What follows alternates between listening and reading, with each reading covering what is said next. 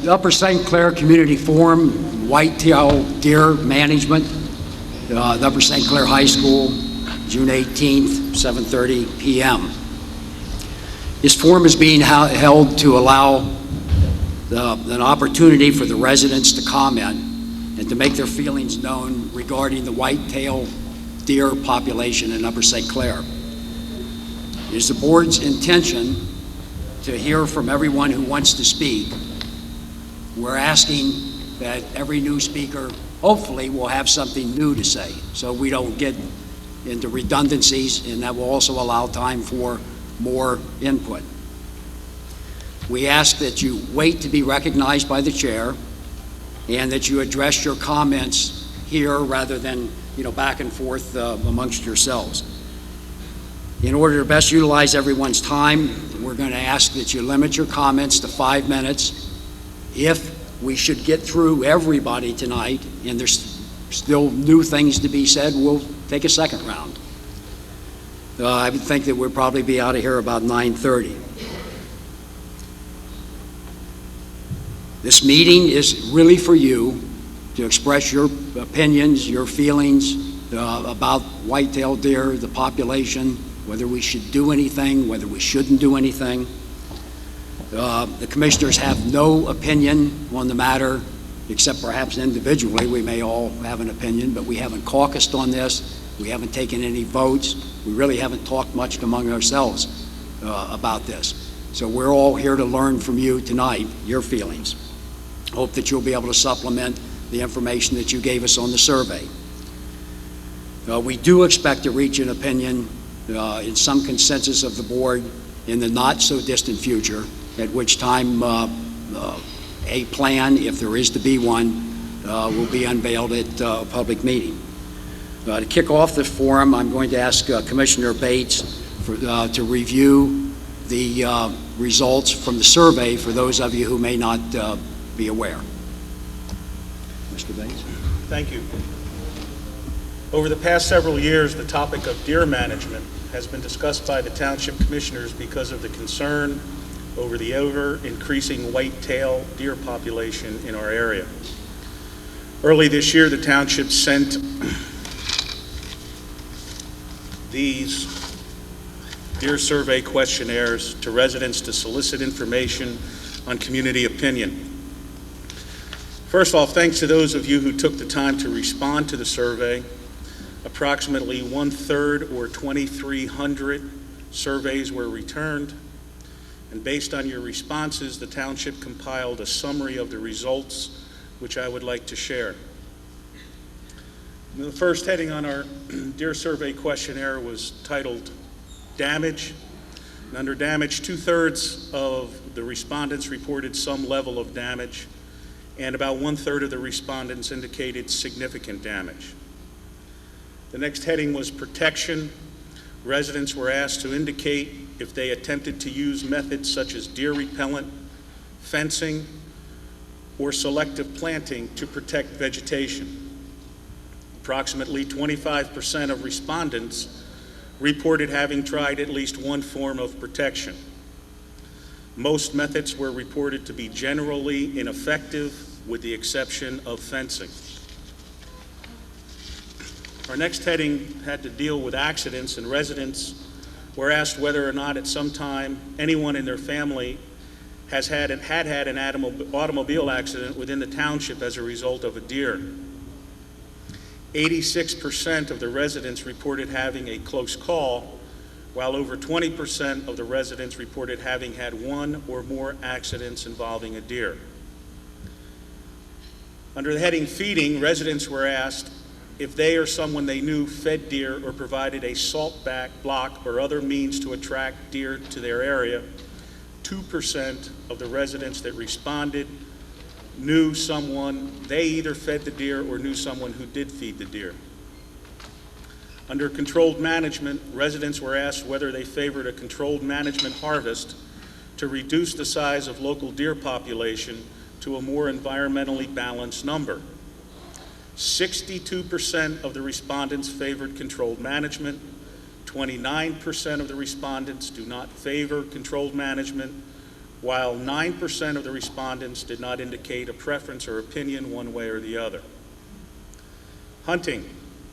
Residents were asked whether they favored limited, controlled hunting in the township-owned lands exceeding 12 acres. 49% of the residents favored hunting, 42% of the residents did not favor hunting, while 9% of the residents did not indicate a preference nor an opinion.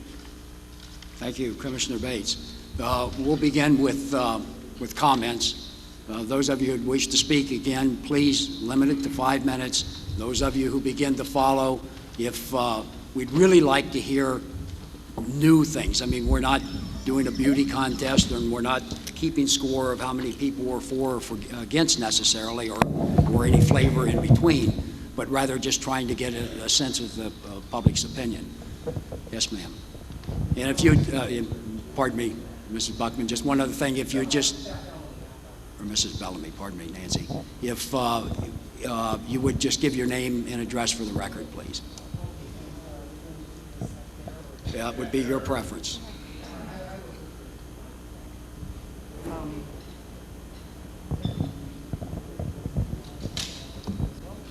Okay, well, Nancy Bellamy, 232 Seeger Road. A couple of years ago, I planted a very special garden. Our first grandchild was born that September, and after the privilege of being invited into the room where my daughter gave birth to her, I came home and set over 70 bulbs in celebration in a lovely space beside our house. All that long winter after, I had visions of what that gorgeous display would look like in the spring. The yellow and white daffodils, the purple and red and pink tulips. When the green spikes appeared, I was thrilled. I went out every morning after breakfast to see how fast they were growing day by day, and I imagined someday taking Lauren's little hand to show her what flowers Grandma planted just because of her. And then one morning I went out and saw the deer had munched some of the tulips. Lauren's perfect garden had been damaged, and I was devastated. I came into the house with tears in my eyes. I cried. But it didn't make me want to put a bullet or an arrow painfully through the flesh and bone of a living, breathing creature. That is not what I wanted to teach my granddaughter. Her garden had been planted out of love and a celebration of life. Of course I was upset, and I know some of you have your own stories. But are we going to be delighted that our schools have environmental courses and our kids go to camp in the woods, and then when we have an at-home encounter with nature, teach our children we solve it by killing? By killing? We have a right to have nice yards and gardens. We'd also have the right to plant a palm tree in Alaska, but common sense, folks. If you live in a deer area, use plants they less like to munch. Use simple deterrents and use them wisely. I spoke last week with Mike Ondick, a deer specialist in Woodsey, mid-state Pennsylvania, and he said hair and blood are both good, but alternate your methods. Switch after a couple of weeks to urine or deodorant soap. Deer are smart. We are smarter if we educate ourselves and use some sense. It works. Gallo Vineyards uses dial and graduates to Irish Spring when the deer get savvy. It works. So do fences. By the way, the rest of Lauren's garden is still fabulous. We buy our homes in Upper St. Clair because of what the township calls a semi-rural atmosphere. Revel in the glory of the view of the greenery and the birds in the quiet, and then think that we should not have to live with some of the downsides of nature just because we spend big bucks for our houses and plants. Get real, people. Can't have it both ways. Should we just insulate ourselves by paving it all over with asphalt and concrete, and then teach our children about nature from the rats, the cockroaches, and the pigeons? No matter what the township decides about the deer issue, there are not going to be any quick fixes. Educate yourself. Along with a couple of inches of other materials, I have made available 3 sources of information about plantings. They are in our library. Add your own, help your neighbor. No solution is perfect for everyone, so use intelligence and experiment. A neighbor of mine has glorious gardens and has deer living and sleeping in her yard as their home. About car accidents, again, common sense. A local policeman said a lot of the problems with cars and deer would be eliminated by just one factor: drive the speed limit. Ask the state, county, and township to put up more signs in deer areas, both to lower the speed limit and advise of the possibility of an encounter with nature. We do it for falling rock and ice on bridges, for heaven's sakes. Put fencing along the sides of blind curves in known deer areas. Have public education on Cable 7 and our township mailings about the fall rutting season, letting our folks know to use caution during that time of more activity. Lyme disease. Walter Jarash from Public Works, who takes Boy Scouts into the park areas, said he tested for the tick and there is no evidence of Lyme disease here. Should there be in the future, we would have to kill all the deer and all the population of the other smaller mammals who also carry it in order to eliminate the risk. Let your children play in your backyards and parks and woods. Life is full of potential risks. But we cannot go around with plastic bags over our bodies. Lyme is curable. Learn the symptoms, but live well in the meantime. No one can guarantee you that any deer who might be shot would have been the one that will run in front of your car, nibble your bushes, surprise you on a country road. Killing them all would be the only sure thing, and that is both absurd and barbaric. If we do not demand something better than killing as a solution, the governmental divisions, Game Commission, wildlife people, and scientists will not be forced to spend the money to give us the right solutions. As for better deer contraceptive measures, more parkland left open as a greenway so that deer do not get continually pushed over into tight colonies of isolation by all our building and shopping centers and urban sprawl. As Mike Deal from Allegheny County Parks said, there will be a natural cutback in reproductive rates eventually. So most of all, have patience. You'll need it anyway. You may be rewarded with coming home from work and seeing a mother deer and her 2 spotted fawns in full summer red colors standing at the back of your land against the foliage, taking her family to the safe place. Or the stillness of being in your kitchen, lights off at midnight on a clear winter night, seeing 2 deer just feet away from your face, wandering on their nightly journey to make a living. Or you could walk out in the morning to pick up your paper and walk your child to the school bus and see this, which are photographs from the border of Bethel and South Park. Thank you. I saw a hand over here. Thank you. Thank you. Yes, sir.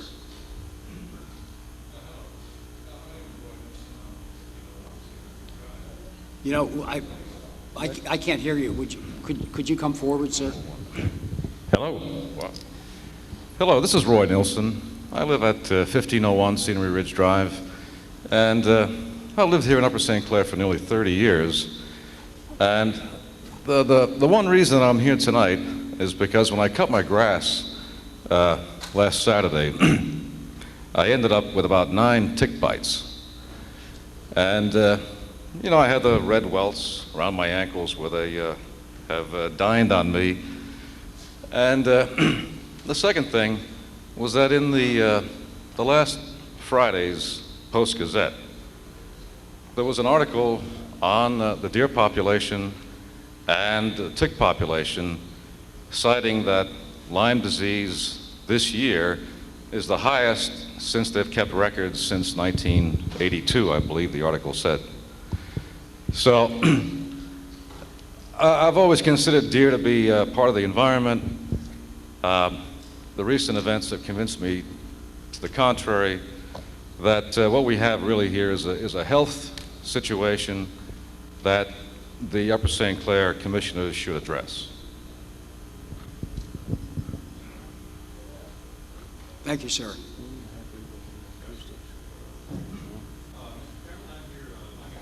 I'm here on behalf of Joan Boyd, who is also a resident of Morton Road. This is the area between the Auxiliary Firehouse and Baker School, immediately across from the Mayview grounds, which now apparently some of the grounds have been given to the borough. We're not talking about tulips. We're talking about thousands of dollars in damage. Arborvitae. This occurs in the wintertime when the deer have a problem getting their food. They don't want to run around in the snow, and if they can munch up to an arborvitae, they'll strip it. So it's a very extensive and financial problem. Had we known we were not to plant arborvitae, we would not have planted arborvitae. We'd have planted something else, according to your first speaker. It seems to me that we're going to have to try to control the population of the deer. And to do this, I think possibly you might consider that, I don't know if there's a birth control for deer, is there? The borough has access to the grounds in this particular area, Mayview, to set up possibly a feeding station and sprinkle a little bit of this stuff in their corn. I don't know. Set out separate feeding stations. And in the runting season, as they call it, as I understand, where the bucks get anxious, possibly you might want to control there of shooting, bow and arrow, whatever the case may be. You've got to control the younger deer population. And I think if you'll check the residents along that Morton area, there are 4 or 5 passes of deer across there. And they always end up in the backyards and eating what they want. Thank you. Thank you, sir. Yes, ma'am. Up front here. Oh, there we go. I just wanted to say that I live within a couple houses of the last 2 gentlemen. I live 1 house off the corner of Scenery Ridge at 2369 Morton Road, and I have never had any tick bites. I cut my own grass, and I can say there's virtually no damage. If I plant 2 tomato plants in the middle of my yard, they will disappear, but I can't complain, and I'm right across from that field. That's all I have to say. Thank you.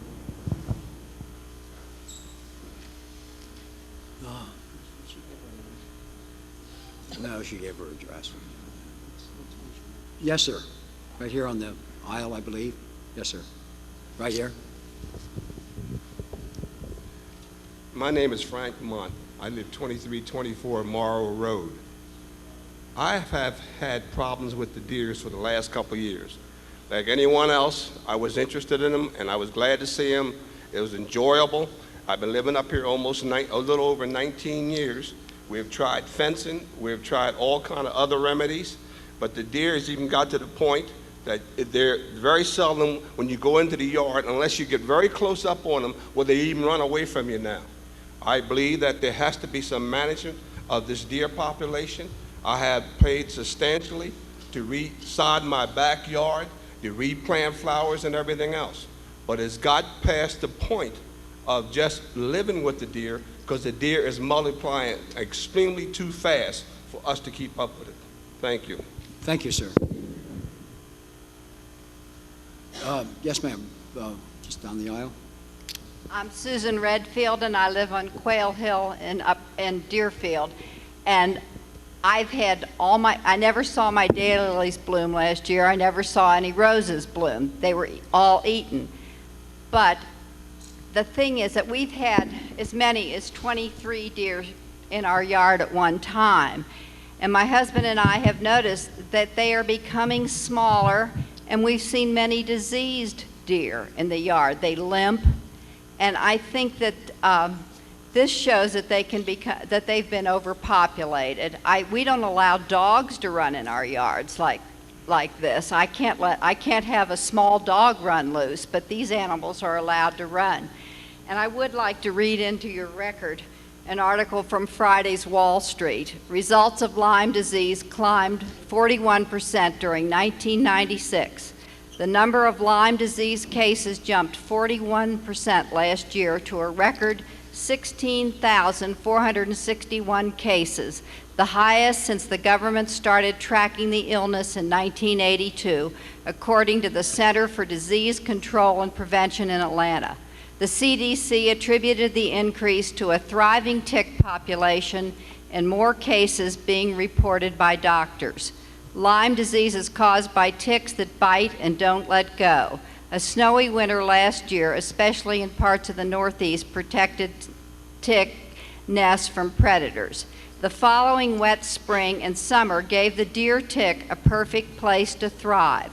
The majority of cases were in states of Connecticut, New Jersey, New York, Pennsylvania, and Rhode Island.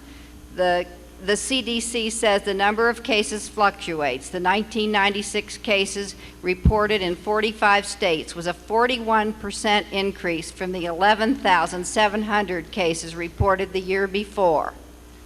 So I think we have a potential health problem there. Thank you. Yes, sir, up here in front.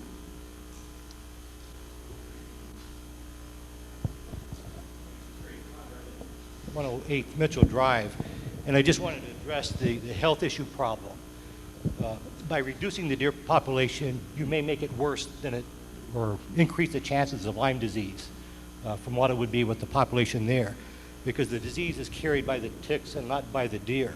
The deer is a natural host, and if you eliminate that natural host, the ticks will have no place to go, and they aren't specific to the deer. They will go to almost any mammal. They also are carried by birds. So you get a flock of starlings, and there's cases in Erie County where starlings have brought in the Lyme disease. And so what may happen if you eliminate the deer very drastically, there's a good chance those ticks are going to start looking for other hosts, and humans have the potential for this happening. And if you look at some case histories in the past, there's been some towns wiped out by the bubonic plague by simply eliminating all the squirrels in the parks. The fleas that were on the squirrels had no place to go, so they went after the humans. So this is something, if you're concerned about the health, is make sure that you look at it very carefully, because eliminating the deer could eliminate the natural host for the ticks and could make the problem worse than what it would be right now. Thank you, sir. Over here? Yes, over Can you here. hear me? Yes, I'm Jack Brannon. I live at 595 Trotwood Ridge Road. I'm a consulting transportation engineer, semi-retired, and that thing's right in my face. I am not a botanist nor a medical specialist. I don't have an MD degree.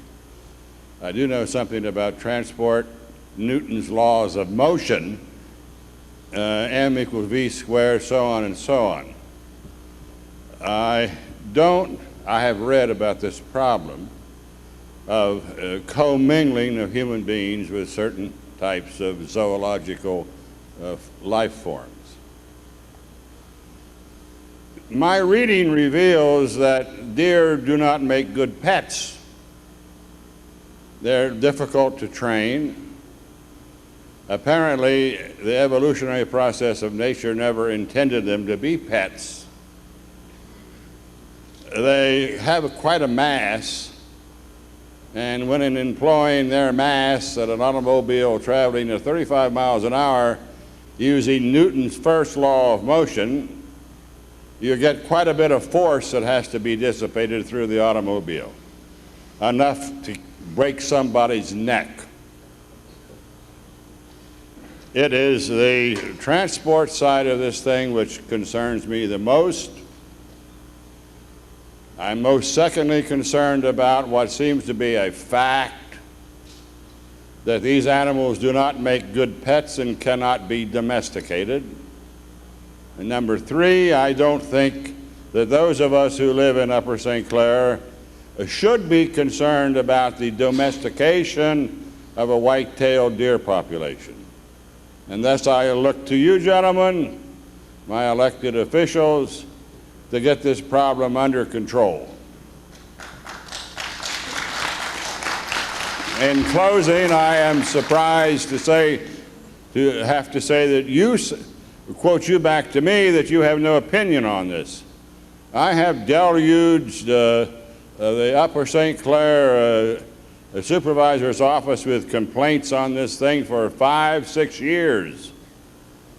Also, I talked to Mike Fisher before he got promoted and went to Harrisburg for his great service to us about this from the state point of view and got nowhere. I think the problem is real. I think it has to be brought under control. I don't want to submit any zoological creature to unnecessary pain or torture. But I don't want to submit myself or my wife or anybody else to a broken neck because one of these things jumps in front of it on a road and other problems. And I thank you for letting me say this. Thank you, sir. Just to set the record straight, I said probably all of us did have opinions, but we hadn't caucused, and the board itself has no opinion. But I'm sure 7 people around the table will all have some opinion at this point, long before they got here. Yes, sir, right back here. Oh, okay, pardon me. This fellow's already standing there. The name is The lights Paul. are in my eye. I can't. The name is Paul Ivan. I live on Morrow Road. I built my home there in 1948, and when I first started, there was no problem whatsoever. I plant a garden, 25 by 125, because I have a little over an acre of ground, and last year was the worst. I planted 35 tomato plants, and I picked one tomato. They ate all my beans, my lima beans. They ate just about all my tulips, my evergreens, and I've had as high as 13 of them in my backyard at one time. And they come right down to my house and look in the back door. They're not as scared of anything anymore. They're domesticated. But I think something should be done. I don't know what it is, but there has to be something done in order to let a fellow and let these other people who plant things give the stuff a chance to grow. They've eaten my evergreens, rhododendron, tulips. I just don't have anything left but weeds, and they don't like them. Thank you, sir. Back over here.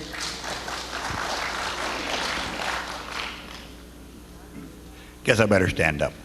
My name is Jerry Petrie. I live at 2134 Claremont. And we live close to the pool with the woods down behind the pool off Claremont Drive. When I built the house 30 years ago, there were no deer. Now, any morning I'm willing to get up at 6 o'clock in the morning just at dawn. There's about a dozen in the front yard or the backyard. And they're cute, and Bambi's cute, and that's nice. But you know, the deer evolved being preyed upon by wolves and cougars and mountain lions, and we don't have any wolves and cougars and mountain lions at Upper St. Clair. So the herd has gotten out of hand because there's no predation.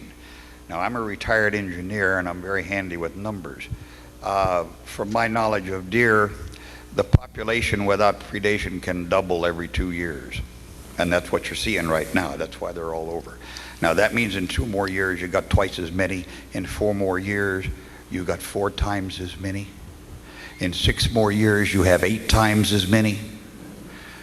In 10 more years, you have 16 times as many, and you won't be able to walk down the street unless you cull the herd now. And I'm not saying get rid of it. They're cute. I like to look out and see Bambi. But there are no wolves to cull the herd. So we must do it ourselves. Thank you. Thank you, sir.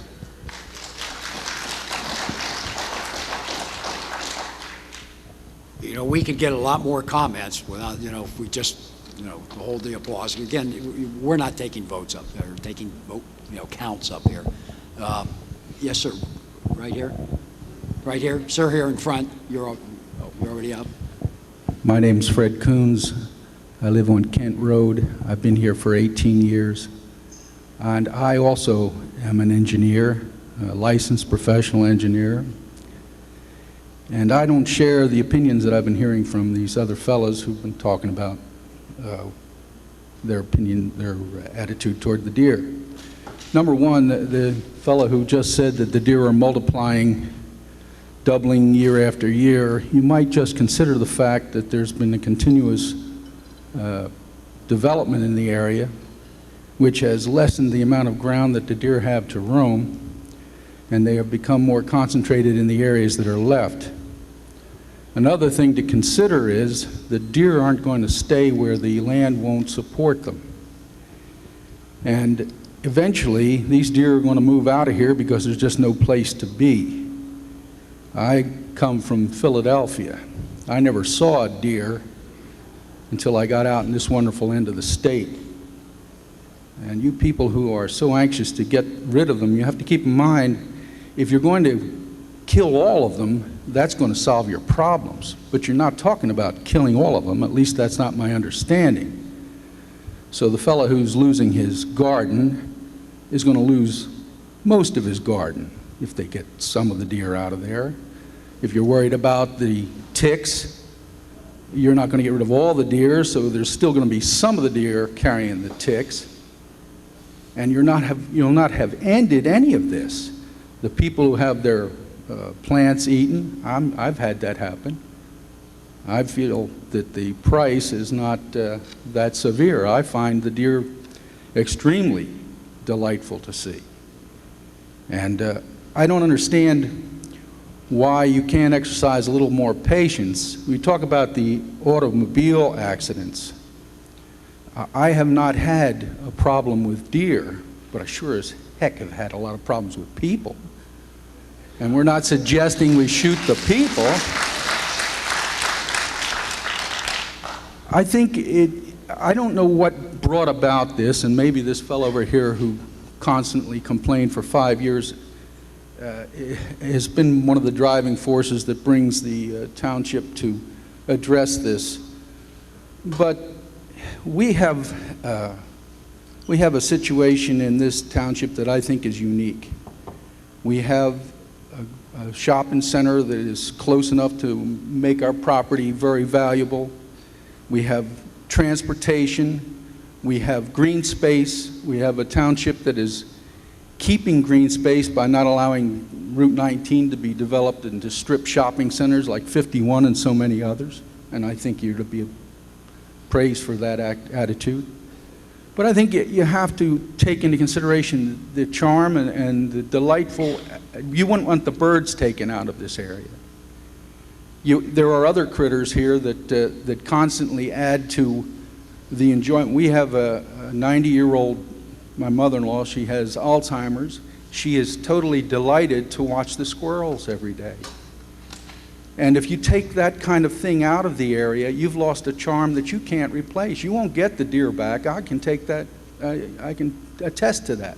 If you've ever lived in a city, you don't see things like that. And they don't come, they don't wander into the city to be part of it. They stay away. So while you have it, enjoy it. And these deer are going to leave. They're not going to stay as long, when we do away with the grounds, when all of this is developed and there are homes, beautiful homes all over, the deer will have no place to be. And they'll wander down to Peters and Washington County, and they'll get out of here. You don't have to do anything about it. Let nature take its course. Thank you, sir.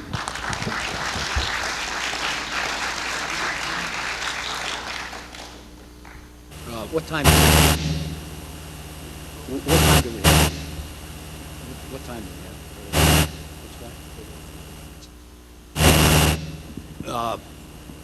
It's 8:03. We're going to stay here to 9:30.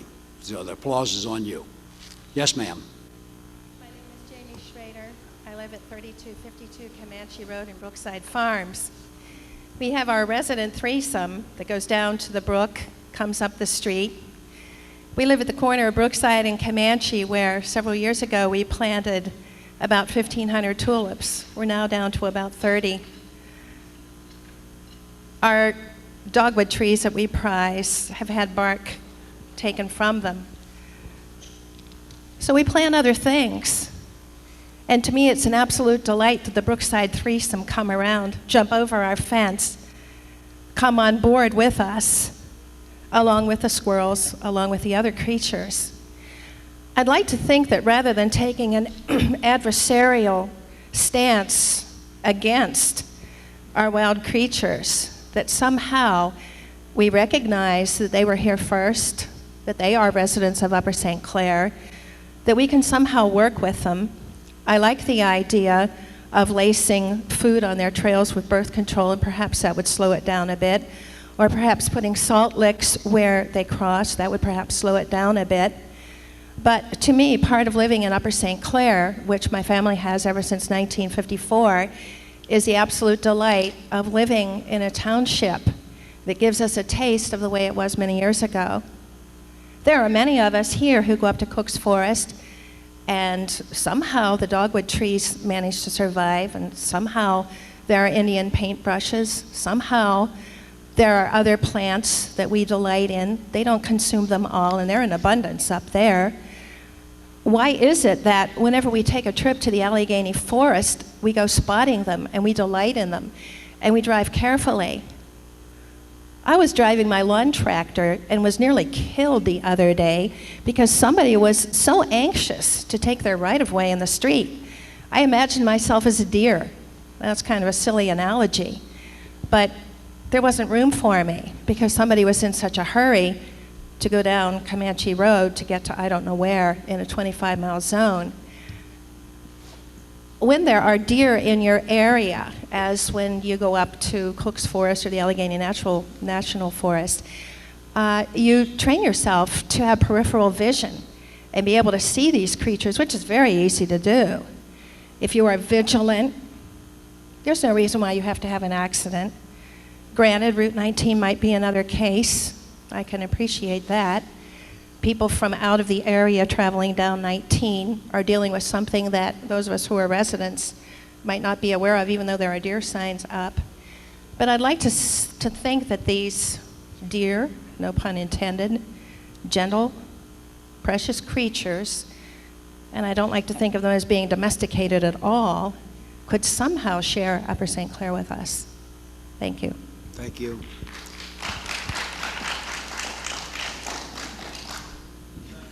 My name is Bob Schneider, and I live on 139 Southern Highlands Drive. Expanding a little bit on what the engineer said here earlier, if you have a problem now, if you don't do something about it, the problem is only going to compound in the future. The reason why I say this is that God made the species special. The doe or the female deer, in her first year of life, if she is impregnated, she will deliver one fawn. From there on after, she will deliver twins until she dies. With no natural predation, or no natural predators, excuse me, the problem will compound. Myself, I agreeing with the gentleman up here, you can call the herd. You do not have to go after the males. What you do is you reduce the number of females. Many states do this right now, and many of them do it in a very humane way. If you are going to call the herd, you can do it by hunting in a controlled manner. And what you would do is you would select qualified hunters to probably bow hunt for the animal. You're not endangering residents because the projectile from a bow will go no more than about 30 yards before it starts to lose its accuracy. So the point of the matter is, I think that it can be done, and it can be done in a controlled manner. And if it is done, if the community decides this is the way to go, my suggestion is that possibly open up the hunting to Upper St. Clair residents first before you would go out and seek some, how shall I say it, exotic hunting clubs similar to what Bethel Park did. Thank you, sir. Yes, ma'am. Up here in front. Up here in front, please.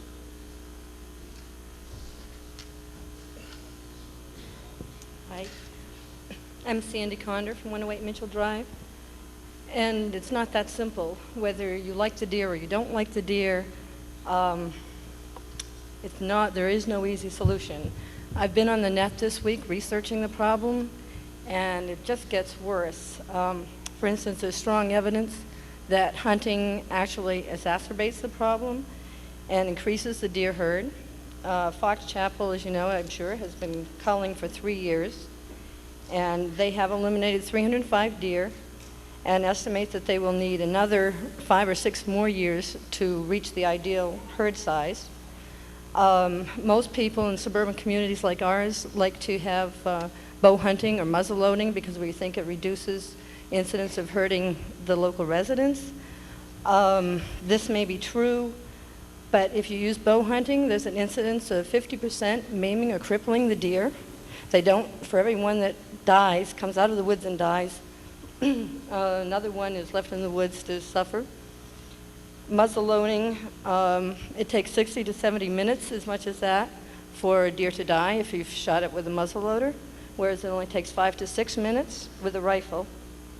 When a deer herd decreases, such as you try to do with culling, there's a phenomenon called compensatory rebound, and this occurs, and there are several factors with this. Younger than normal deer start breeding. Mature does give birth to twins and triplets, and other deer move into the areas. On the other hand, if a herd increases, this compensatory rebound still comes into effect because then fewer than normal young deer breed.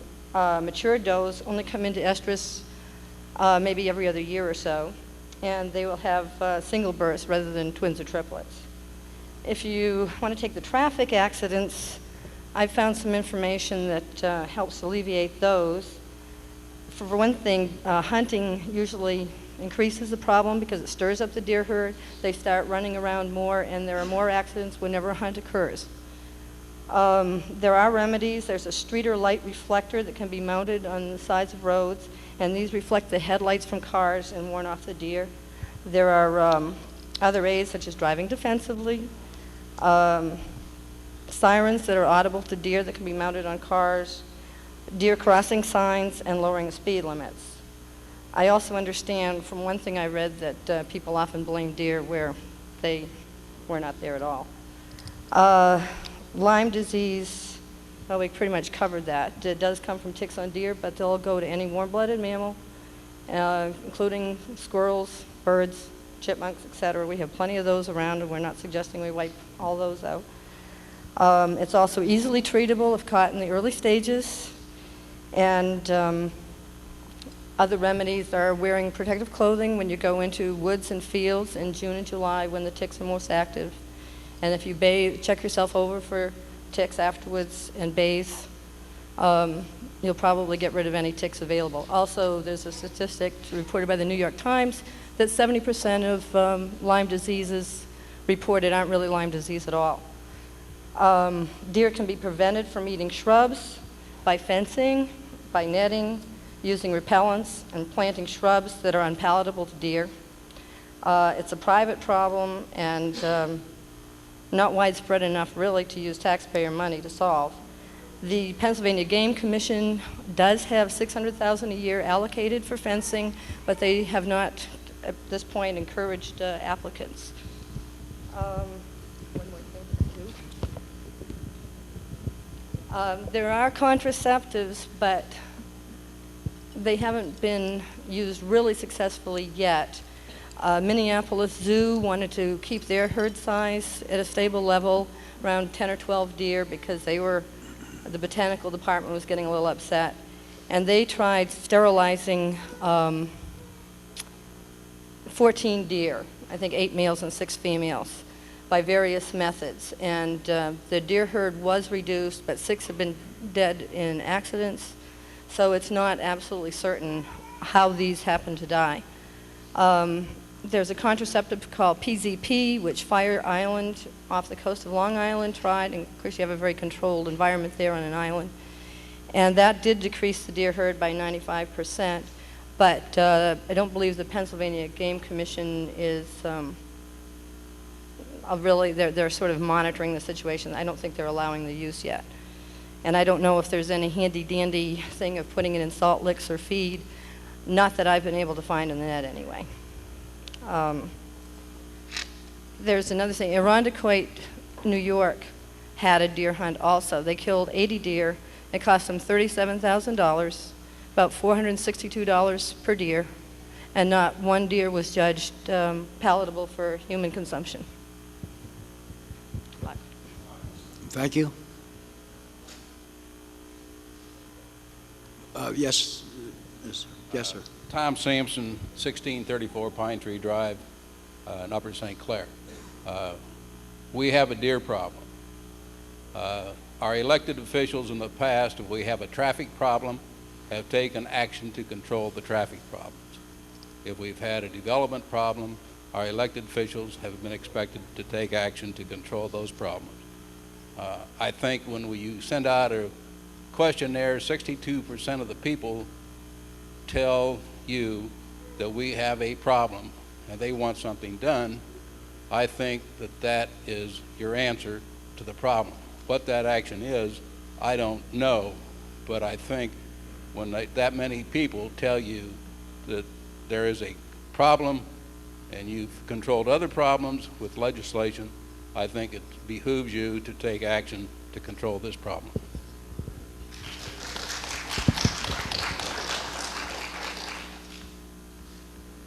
Yes, sir. My name is Don DeLeo. I live on 105 Long Drive. And one thing is that everybody wants to control in one way, shape, form, or another. You got to remember, this isn't a 1 or 2 year deal. You're going to have to do this from now on, because like it's been said that you'll decrease the population and it pops back up. So you're going to have to keep doing it all the time. Another thing is, there are deer in the city of Pittsburgh. I sit down where I work and look on the mountain by the West End bypass and watch 6 of them walk there quite often. We do have a predator, but it would probably have to have a township law repealed, and that's let dogs run loose, because they will chase the deer out of here. And the only thing you'd probably have to worry about then is watching where you step. Thank you, sir.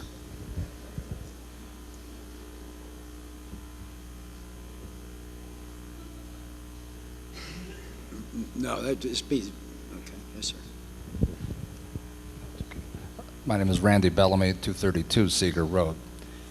The whole deer population control concept is very controversial, and it's highly charged, and it tends to be a politicized issue, and the data is basically weak. It's been poorly studied, and we're getting lots of misinformation from a variety of sources, as well as some good stuff here tonight. When you invite people in to do hunting, it's usually called harvesting. It's simply death by hunting. Recently, a kind of a Pandora's box, as far as harvesting is concerned, was opened up in a nearby community called Bethel Park. The deer killers there did it because they liked it. And what kind of a lesson is that for our kids? Conflict resolution by killing. Hunters can now go within 50 yards of your houses and kill deer. It's a special Allegheny County 50-yard rule. It's for bow hunting only.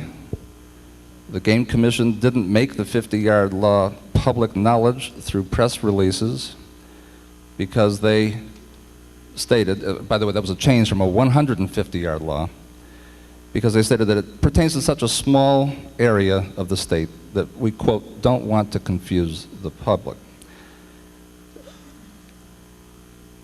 It was also stated we wanted to encourage urban youths to get involved with the bow hunting idea.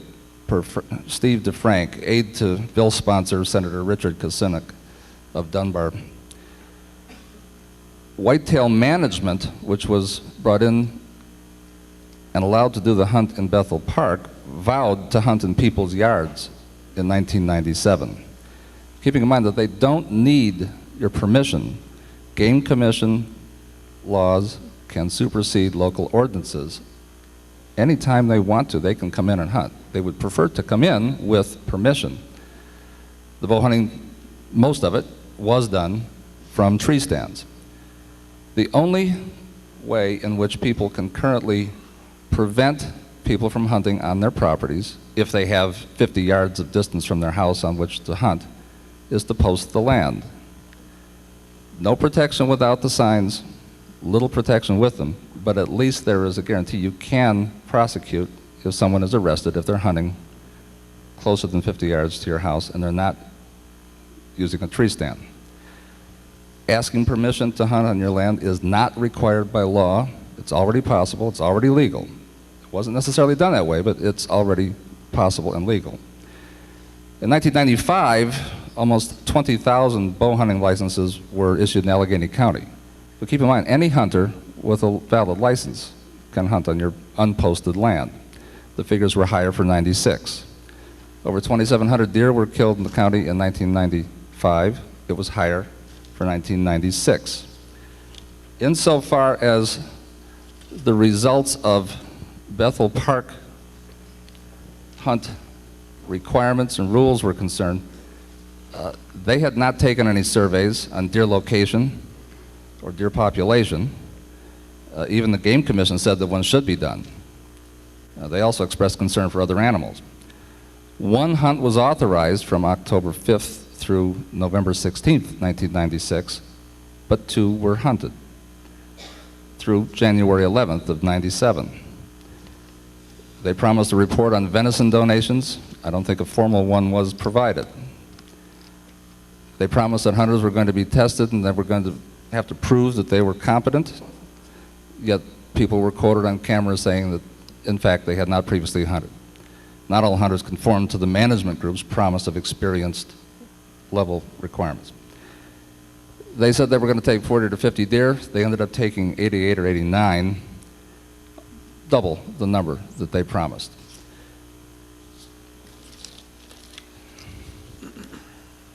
From an animal rights perspective, people who are proponents of animal rights are anti-management, and management usually means killing. They feel that any kind of interference is morally wrong. Animal welfare perspective proponents feel that interference is acceptable, but suffering is wrong. Lethal management should be the last resort, and bow hunting is the worst possible way to accomplish it because, as the lady mentioned, it's about a 50% cripple rate. And human recreation seems to be about the only justification for the killing, because the higher the density of deer in this state, the more they're hunted, and the hunting figures are well up from 1990 to 1996. The heavier the hunt, the larger the population has become. Thank you. Thank you, sir. Yes, ma'am. Yes, ma'am.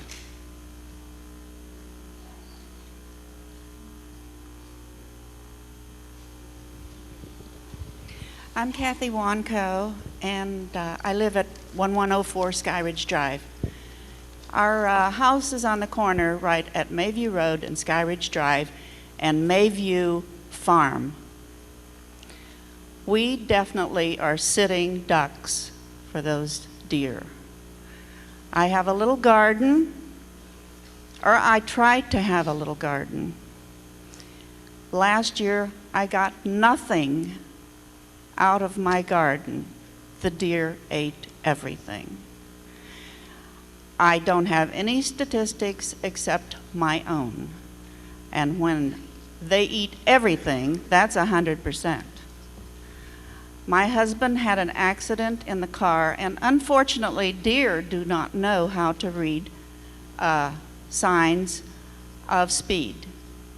He was going the speed limit on Mayview Road, going into Bridgeville, and a deer ran into him. He did not run into the deer. That also happened to us on a trip right at the West Virginia line on 70. So the deer run into the car. It is not necessarily that you run into the deer. But I definitely am in favor of something being done with harvesting. And for my problem, if the township wanted to enclose all of Mayview Farm and fencing, that would solve my problem. That may not be so good for everyone else, but I have no idea how to handle it, but I do know that I'm very thoroughly disgusted with it, and I think they're beautiful creatures. Thank you. Thank you, ma'am.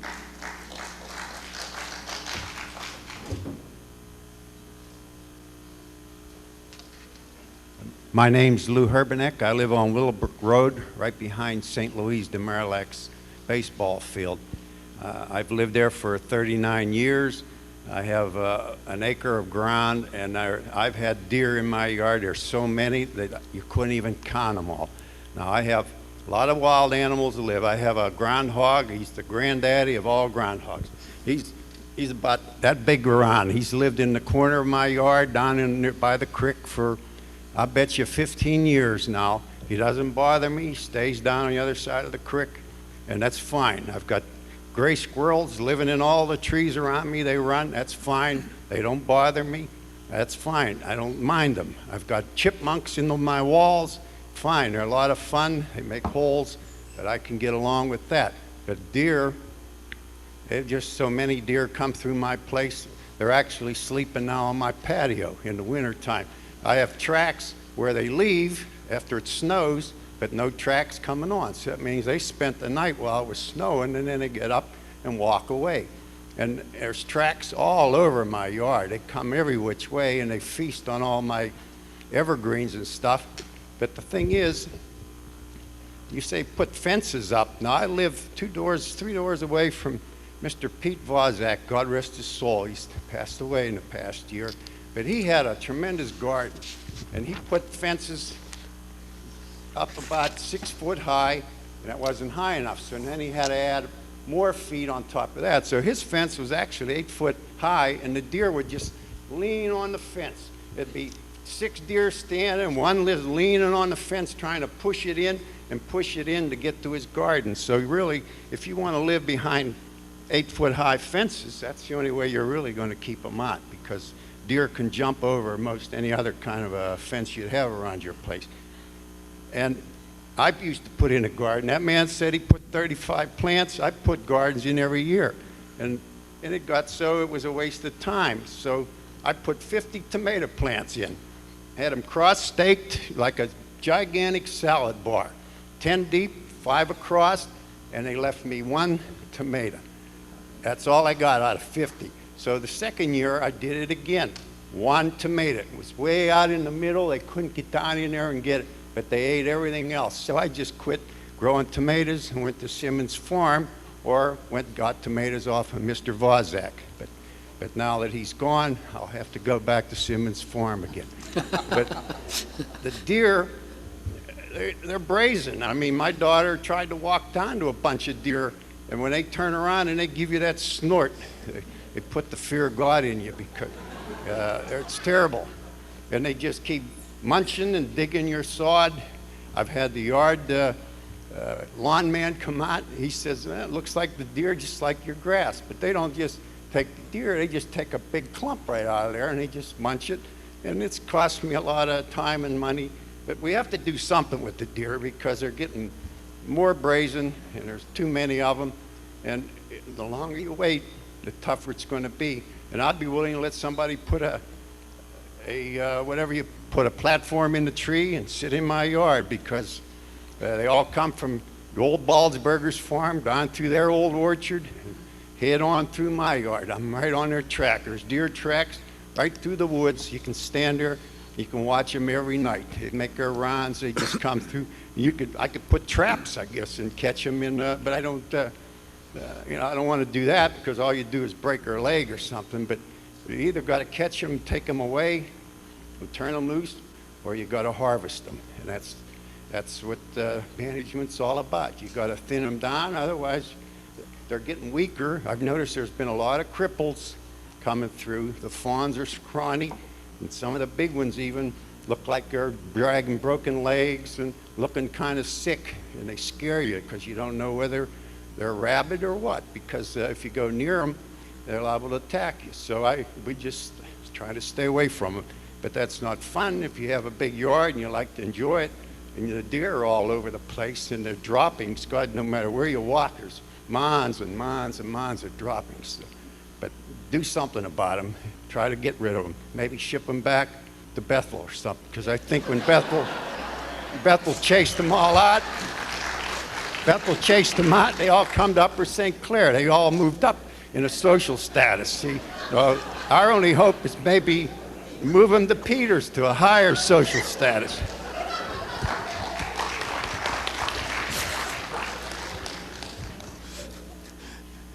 Thank you, sir. You can go another 5 minutes if you'd like.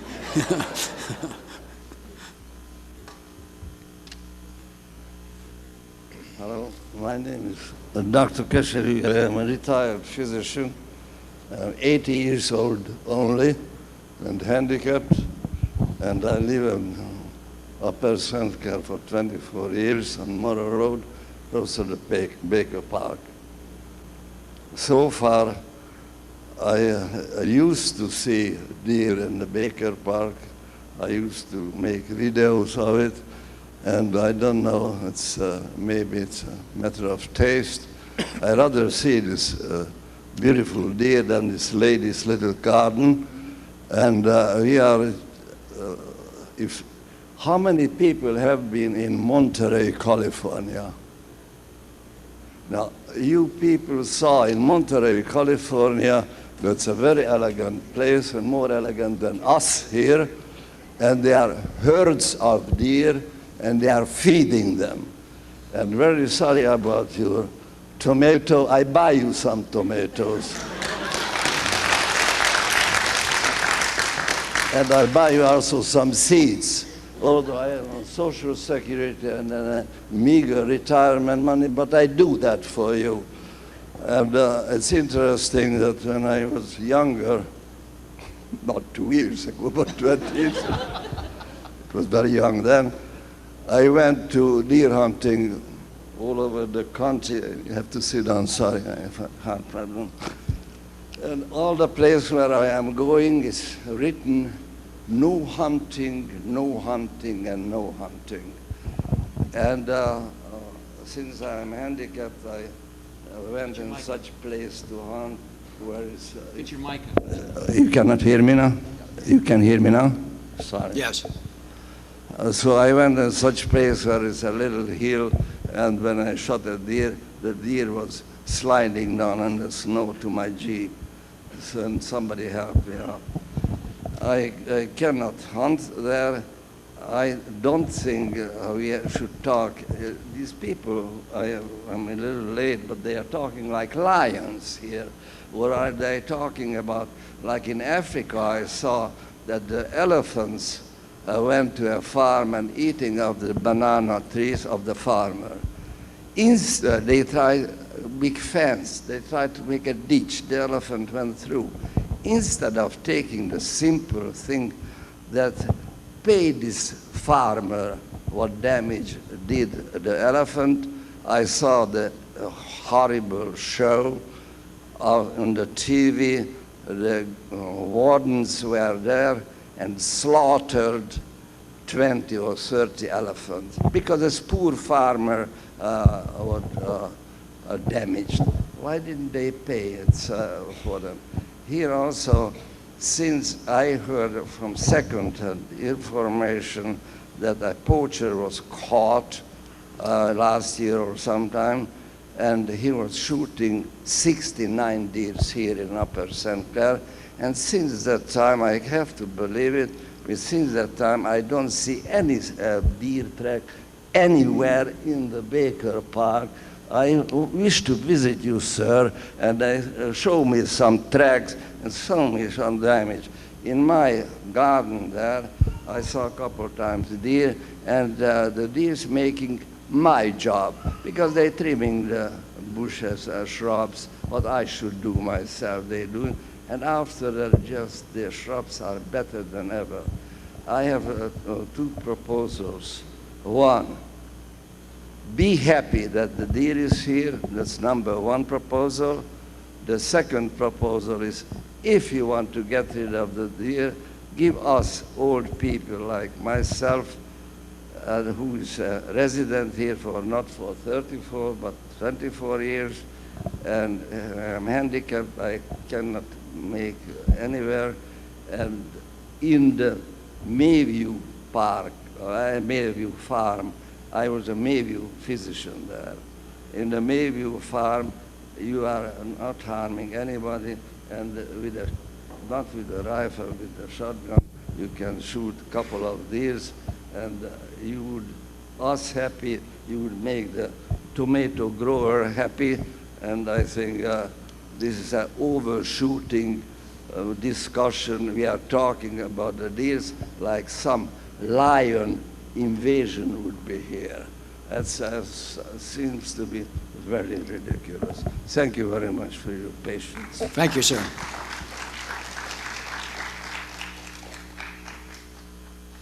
Yes, sir.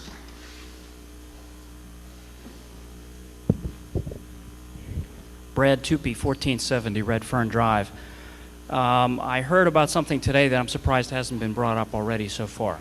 I called a friend of mine to mention to him that this meeting was taking place tonight, and he said that when a couple years ago he lived in the Montclair neighborhood and a Mr. Mann was killed in an accident involving a traffic accident involving a deer.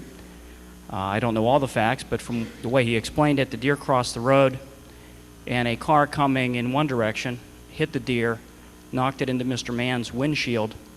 It came into the car, broke Mr. Mann's neck, and he was killed in the presence of his son in the back seat and his son's friend.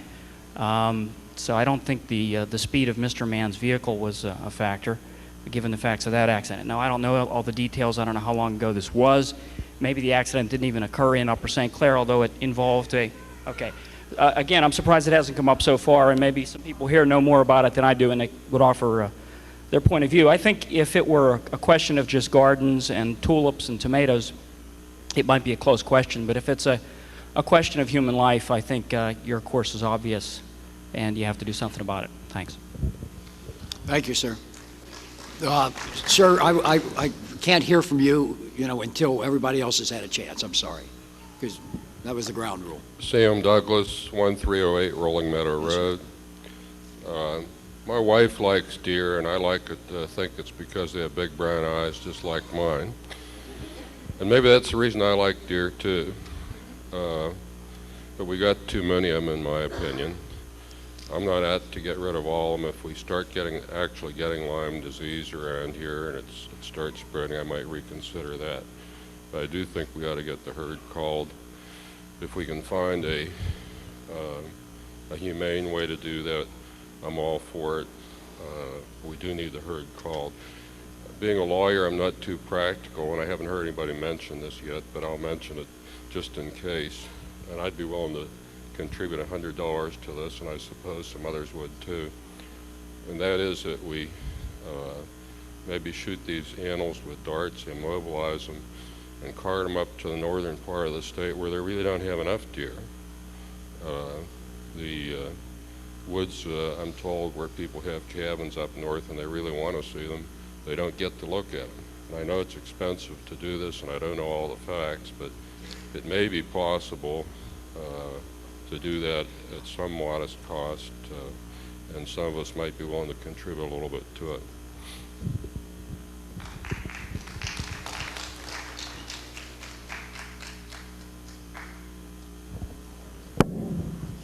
Yes, sir. My name is Jack Barnes, and I live at 2055 Outlook Drive. And a couple years ago, I lost about 500 tulips, and I kind of shrugged my head and said, well, I guess the deer won that one. And in deference to the gentleman, I do mean gentleman in the front row, because I respect everyone's opinions, I would also buy people tomatoes. But I don't think you could pay for my grandson's life. In the last 2 years, I've seen safety concerns that has truly bothered me. We have a son and daughter and grandson that live in Bethel Park, and I don't view deer as Upper St. Clair residents. I think you will find when they leave, if they're taken out of one community, they will move to another. Of our family of 4, my son, just outside of, near Baker Park, had his Nissan run into, and he was going the speed limit. My daughter-in-law and grandson almost were hit. I almost hit one going 10 miles an hour down Devonwood Drive, and my wife has seen them consistently. And some of the information I hear, it bothers me a little bit because I think it's out of context. And when I hear comments about bow hunting and muzzle loading, I think your statistics are accurate, but they have to do with general hunting. And I think if you would check on what happened in Bethel Park, you would not find a lot of wounded deer. And I think it's a little bit different, and we tend to be skewing them, I guess, to our own concern. And my concern is that I think safety, while I respect what's happened in other people's yards and gardens, but to me safety is a concern, and I don't know what the answer is because I'm not that smart as what to do with the deer population. I don't see it getting better, I see it getting worse, and I truly am concerned. And if I have a little bit of my 5 minutes left, I'll turn it over, if it's all right, to my wife who drives around in Upper St. Clair all the time. And so I'll introduce Andrea Barnes. I probably put more miles on my car, and I'm talking mega thousands of miles a year. I register about 22,000 miles every year for the past 15 years on my car. Most of that driving is in Upper St. Clair.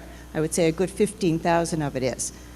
Since I got the little postcard stating there was a meeting tonight, I decided to just kind of check where I was driving. And I drive 7 a.m. all the way till midnight, and sometimes hours before and after that. So I get to see deer that most of you do not see. I had 17 near misses the past 10 days, and I really sympathize with the people in the Mayview Sky Ridge area. You have a problem there. We're fortunate we have a problem, but not as severe as yours. I don't have the answer to this, but I know that I would like to know at least how many deer Upper St. Clair has. Have there been a study? Does Walter know from 5 years ago? Has it increased dramatically? Obviously, I see it in my mileage because my income tax mileage has not increased or decreased dramatically over the past 8 years. But the deer that I see is incredible.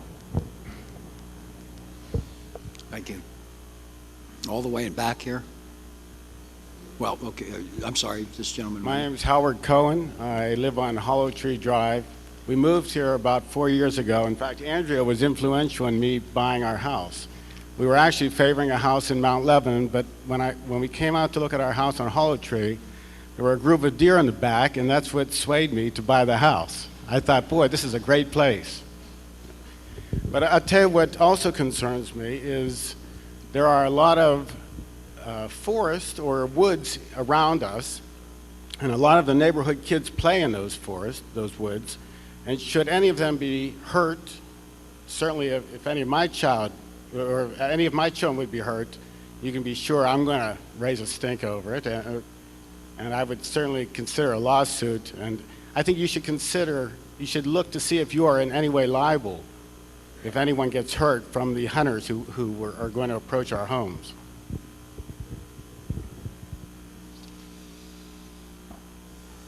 Lady all the way in the back here. All the way in back. My name is Michelle DeLeo. I live at 105 Long Drive. I sympathize with the people with their gardens, but I think the biggest issue, I agree with everybody, is the safety issue. I myself have had an accident with a deer. I was driving down Route 19. The deer hit me. Unfortunately, the deer did not die. The police officer did have to shoot it. I don't agree that shooting the deer is the answer. I don't know if the birth control is the answer, but there's definitely a problem that has to be done. I don't want to see any lives lost of people from having the deer be hit, killing children. I myself have a new 4-month-old baby. I don't want to have to worry about having him hurt in an auto accident from a deer. There are deer constantly all over the place. Route 19 is bad by Boyce Road. Mayview Road is bad. There's a major problem. We've got to do something, whether it be the birth control or having a controlled shoot. Something has to be done before more lives than Mr. Mann are lost. Thank you. Thank you. Yes, sir. My name is Bill Caswell. I live at 2657 Quail Hill Drive, unfortunately in a place called Deerfield. I've lived there for 30 years. The first 25, we didn't have a problem. Hardly ever saw a deer except in the woods. That area has not built up immensely. We haven't driven the deer out of the woods. The deer have found out that we feed better with the gardens and the shrubbery and the trees and the flowers, and our neighborhood is just totally overrun with them. I'm one of those who said, yes, I had an accident right on Boyce, right off of 19. I'd already slowed down to 5 miles an hour for 4 deer running in front of me, and another one came around 50 yards later and ran in front. The deer wasn't hurt, but it cost me a new grill. Fortunately, no injuries. I'm disappointed, as someone else said, that you people claim you have not caucused or discussed the deer problem. This other gentleman was not the first one to say he had written. I have written letters. I've talked to Doug Watkins. He has told me that surveys of the township indicate the deer population is somewhere between 8 and 10 times the recommended normal population for a community like this. I think you should be aware of that. I think you have a survey that you should respond to, and frankly I'm embarrassed to hear you say you haven't previously caucused or discussed it. I think we have a safety hazard. I think we have a cost hazard. I think we have a use of property privilege. The deer don't own this area.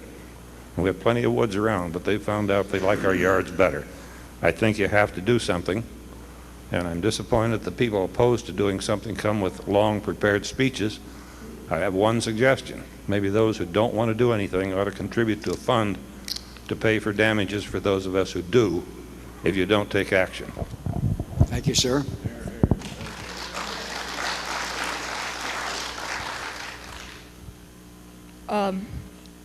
I'm just going to keep this brief. My name is Matt McCallum, and I live on 534 Harrogate Road. I just like to say deer are the #1 animal-related cause of human deaths, and you have to ask yourself, is it you have to ask yourself, do you want to keep the deer here, or do you want to save human lives? And it's not just a question of the garden, it's a question of human life. And I also like to say that these are our homes, not the deer. We have dominion over them. Thank you. Thank you.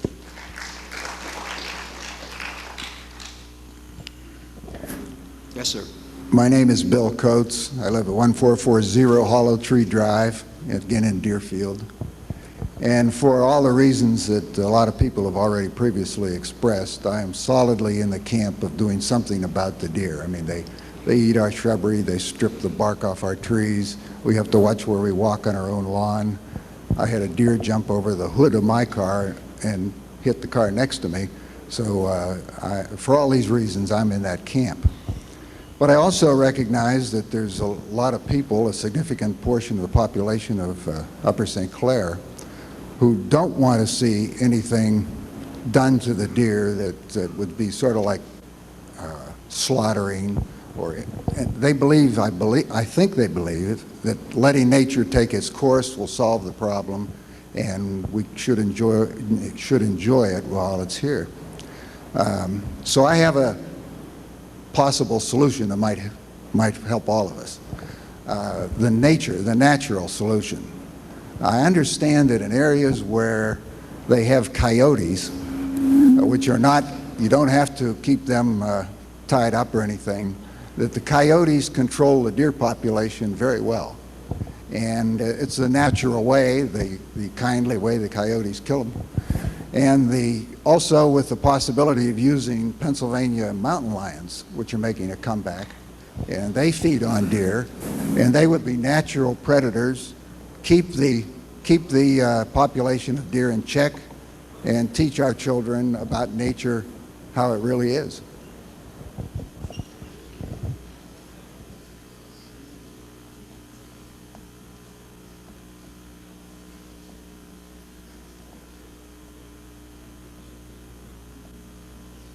Anybody who hasn't spoken would like to, yes, sir. My name's Monig. I live at 1840 McMillan Road in one of the designated green areas. I was raised in Cincinnati, and like this man from Philadelphia, never ever saw a deer. When we came here, every time we see one, we get thrilled, and we got all these other little critters around, rabbits, chipmunks, squirrels, you name it, and we love it. Now, we got a dog. We haven't lost the first plant around our house ever. And I don't know, nobody ever mentioned that they got a dog. I mean, another thing, I got a garden up on Boyce Road, and I went to one of the meetings, and there's a lady named Jane Nugent, and she is a horticulturist or something. I mean, she knows what she's talking about. And she said, if you'll put milorganite around that garden, it'll keep the deer away. I don't have any problem at all raising tomatoes. And I got a beautiful garden up there right now, and I haven't lost the first plant yet. And I don't know why everybody hates these animals so bad, but they don't do anything. Don't you have dogs? I mean, I got the greatest dog in the world right out there in the car right now. And he keeps the deer away. Maybe it doesn't work for other people. Thank you. Anybody who hasn't spoken? Yes, sir. Yeah, my name's John Thompson. I live on Old Washington Road. And if it's a safety problem, I think we should do something. But before I came here tonight, I went to the chiropractor, and he's out in Peters Township, and he tells me he hunts here already in Upper St. Clair. So there is hunting being done already to the deer in Upper St. Clair. He hunted here all last year. He took 2 deer out of here. That's what he told me today when I told him I was coming to this meeting.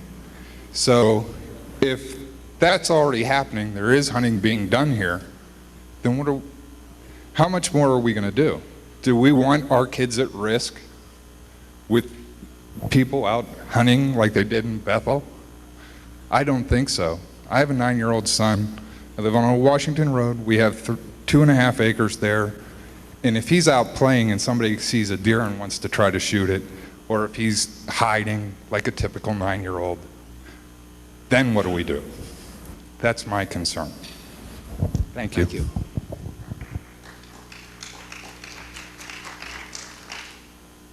My name is Mike Nizer, 1141 Sky Ridge Drive, and I thank you, Andrea, for your comments about the problem that we have in the Mayview Farm area, or otherwise known as the deer breeding area.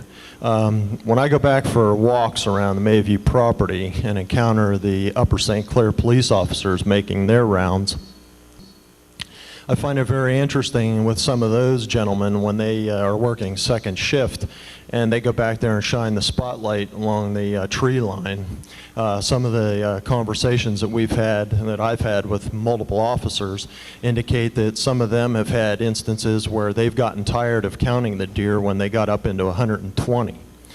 Now, having walked back there and seen herds of them, you know, it gets to the point where those of us who are homeowners, and yes, we moved into the township because it is a semi-rural area and it is a nice environment for our children.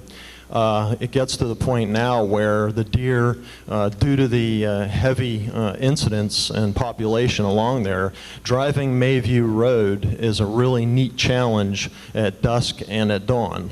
As well as Morrow Road. Now, having had multiple close calls myself, and thank God have not had a definite incident with one, I just feel that it's time as elected officials that you have to take a look at the overall management of the township and the carrying capacity of the land for the deer that we have. We obviously have too many, and I know that some people find it really unpalatable that we'd want to hunt them. However, at this point, the only known predator that we have is man and his vehicle.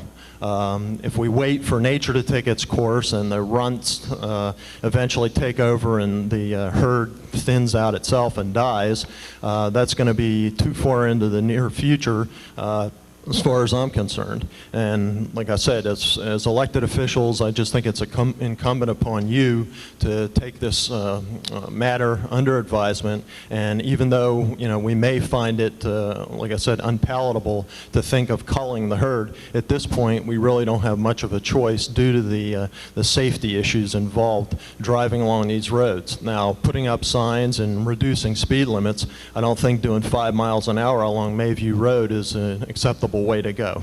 Thank you. Thank you.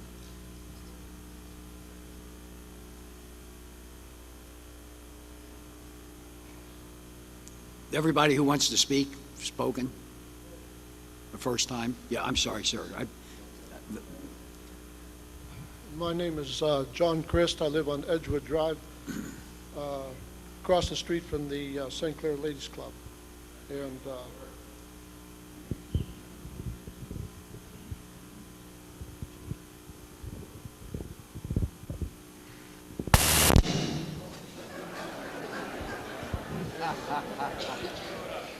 I don't know now. My name is John Christ. I live on Edgewood Drive, across the street. Hold the mic up to your mouth. Across the street from the St. Clair Ladies Club on Edgewood Drive. And we've been there. We moved here in the 40s because land was cheap. And we bought 10, 12 acres. And I think we paid $1,500 for it then. And we sold that land to Bill Thomas, and I moved on a little house on Edgewood Drive. And I have about 100 apple trees or fruit trees there, and the deer, they really like them. They eat them. And people should know that they also like tulips. I guess we got that cleared tonight, that they really like tulips. And we watch them, and we don't mind them eating the fruit trees or some other shrubbery. We've learned what to plant and what not to plant. We till up the garden in the wintertime and spend quite a bit of money seeding ryegrass, so the deer come and eat that every night. And then they go to that man's place and fix his tomatoes and all in the summer. He lives on Willowbrook right behind me. And they sort of have a pattern they follow. And 5 deer will come or 7 deer will come, and it's a regular routine. Lately, they go somewhere else because the doe, they're not happy to bring their young out too early now.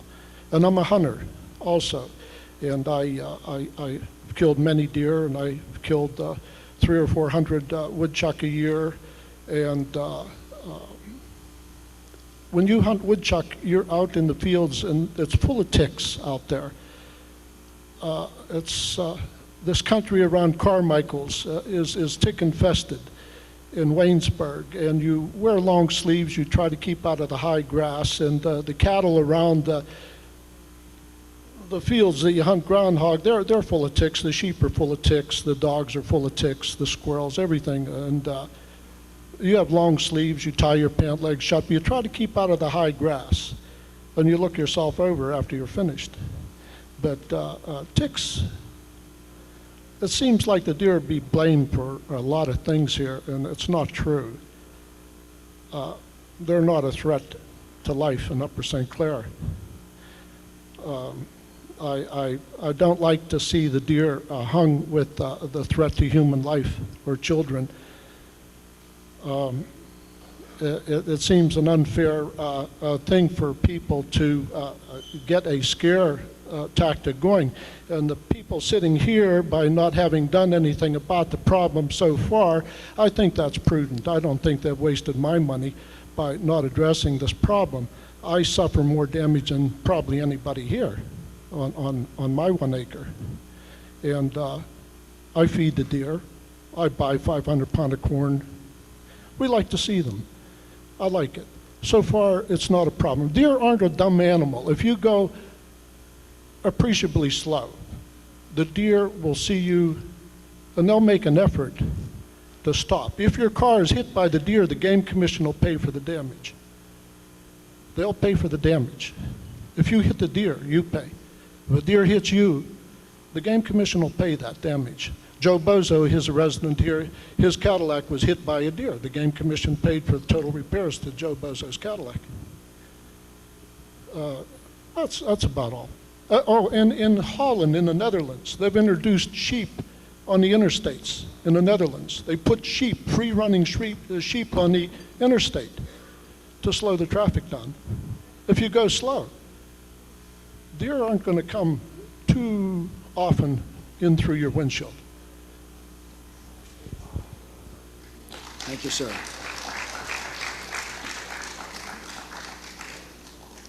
Was there somebody back here?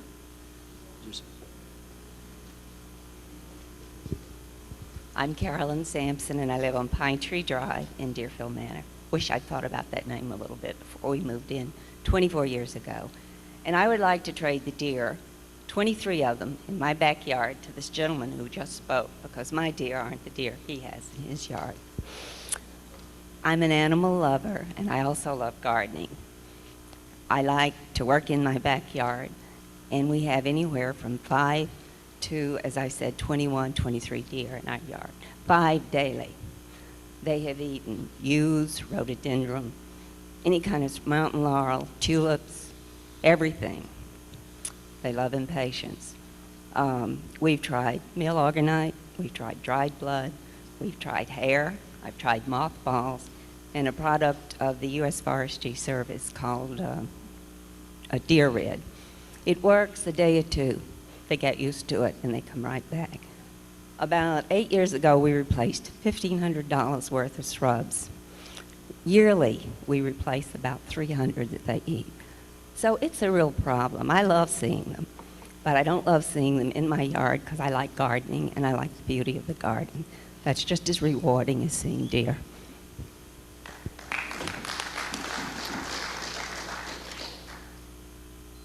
Has everybody spoken once? Yes, sir.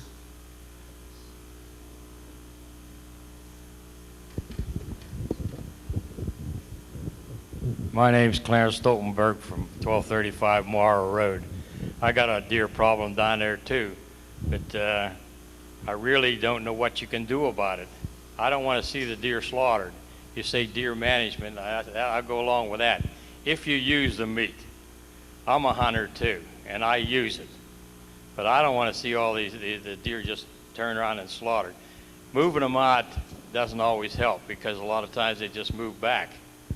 The reason there's no deer up north is because there's no undergrowth in the forest anymore. The deer have got it all cleaned out. So they move someplace else where they can get the feed. They talk about gardens. I know I lost a lot of tomatoes last year also. We went away in a weekend, we come back, we had 3 tomatoes left. But the problem is, I didn't have my fence turned on when I went away. We used to use an electric fence to keep the cattle in the fence. Now I use an electric fence to keep the deer out. They don't keep them out completely, but they sure walk around the garden quite often if you happen to come down to my place and watch them. I got little pieces of corn hanging on a wire, and they test it once in a while, and they don't like it. It's not much more of a jolt than of a spark plug, so it's not going to kill them. So that electric fence works pretty good. But this guy about eating the apples and stuff like that, and they've done a lot of damage. But I like to see them, but I like to eat them. I don't know what you're going to do about it. But they talk about the increase. One year we had 3 doe in our backyard. Those 3 doe showed up in the springtime with 7 fawns. I no longer had 3 deer, I got 10 deer now. And this is the way they multiply. And that's the problem. They multiply so fast, it's hard to do anything with. A lot of guys talk about the doe season, and I argued about that. I said, you got to do away with them somehow if you harvest them. Guy says, well, they're killing all the deer off. Well, I ask a question. You have 10 deer in your field. You shoot 5 of them. All right, those 5 doe that are left, they have fawns next year. Each one of them has 1, except one. One has 2, has twins. Instead of 10 deer, you got 11 deer now. So that's the way they multiply. You can cut them in half one year, but as soon as they have their fawns in the spring, you got the same amount right back again, maybe more. So I know you got a problem, but what you're going to do about it, I don't know. But I know I've cut them down a lot. Like I said, the one man said about having a dog. I never had deer in my garden at all as long as I had a dog. I didn't have any groundhogs either there. But I don't have a dog now, but I got deer and groundhogs. So I just trap the groundhogs and get rid of them. Take them out of there. But the deer I can't trap. Like I said, I put an electric fence up and it slows them down. Thank you, sir. I was going to say about this guy here has his friend in hunts up in St. Clair. He better not get caught, because according to I know, the ordinance reads no hunting along with no discharge of firearms. So I don't know where he's hunting in Upper St. Clair, but I don't know. I wouldn't want to be around him. Well, we're going to find out who his chiropractor is. Anybody who hasn't spoken the first time that wants to speak? Okay. I'm sorry. There are 2 hands back here.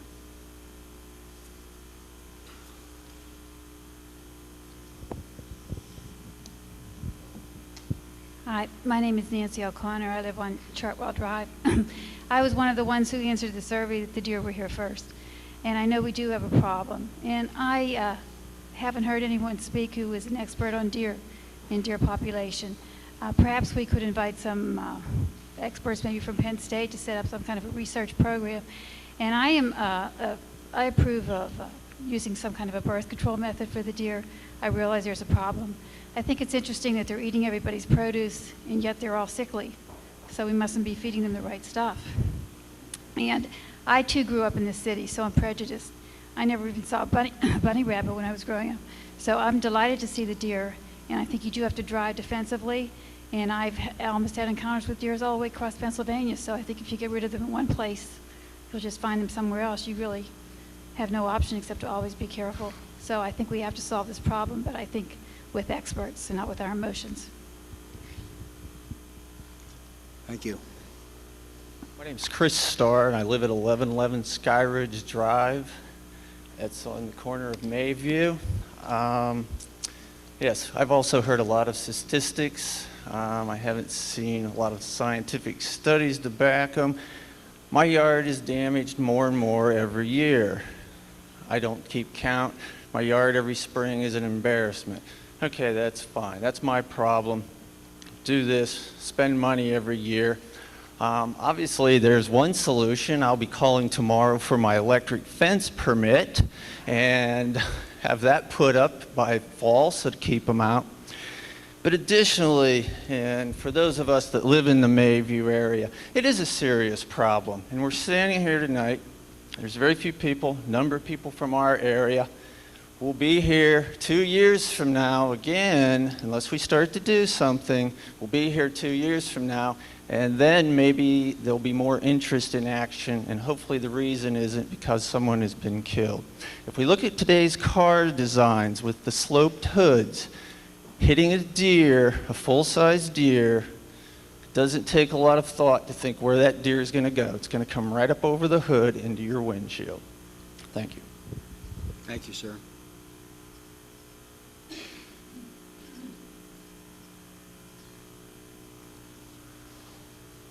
Anybody who hasn't spoken once?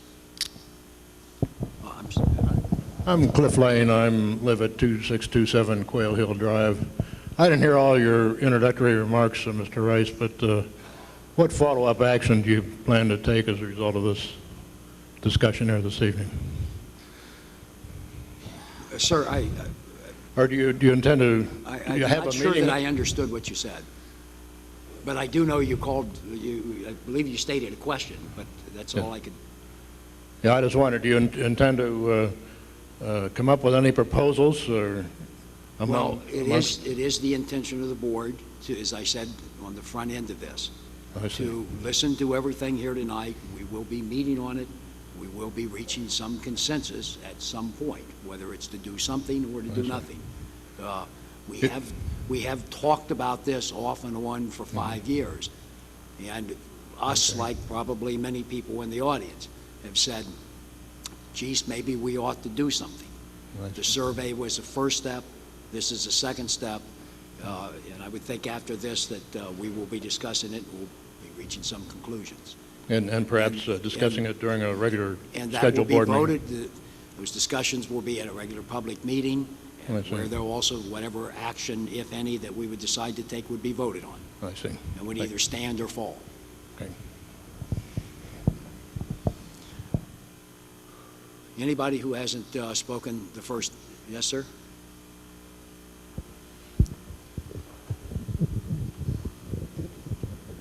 My name's Rupin. I live on Long Drive. I've been sitting here listening to a lot of the conversation, a lot of the misinformation. I feel sorry for some of the people who have deer problems. I agree with the gentleman up here who says that you have a problem. It's a problem. It's a deer problem. It's a people problem. Your worst problem is your people problem, because you're not going to get a consensus of agreement between the non-hunters and the hunters, those who like the deer and those who don't like the deer. I mean, that's the bottom line. There's only one way to cure the problem, that's to kill the deer. There's no other way. They can be killed on the highways. I traveled 79 since it was constructed. I remember deer alleys. There's no deer cross them anymore because the deer were all killed. It's the same way on the Parkway West. But, I mean, that's a hard way to go. The deer is a resource. The deer meat is edible for those who will take it. It should be utilized that way.